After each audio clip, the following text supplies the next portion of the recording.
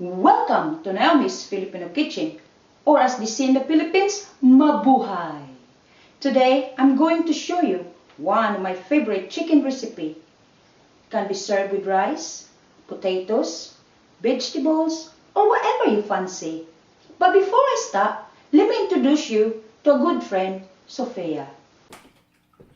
Welcome back to Sophia's Passion for Cooking. I'm your friend, Sophia. Please check out Sophia's passion for cooking. She loves to cook all kinds of food, especially Indian, American, Italian, Asian, and vegetarian recipes. Sophia is very friendly and she is very supportive. Sophia uploads weekly. Look for the link below to her channel.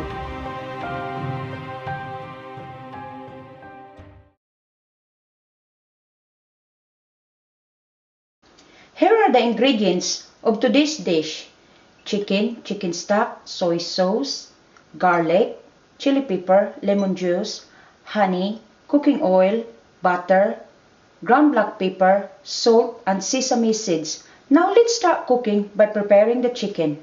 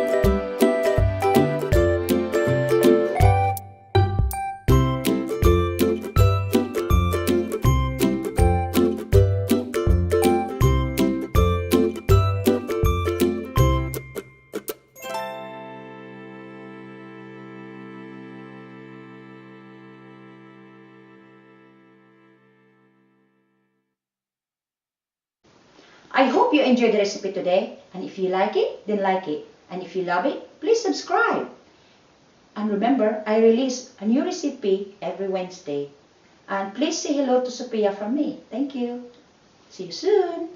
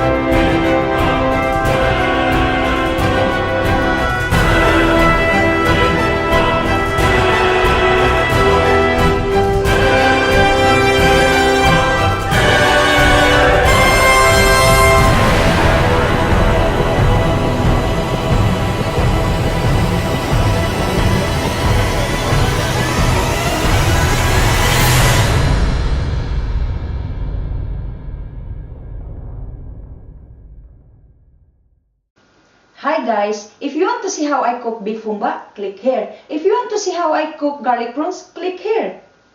Bye for now. See you soon.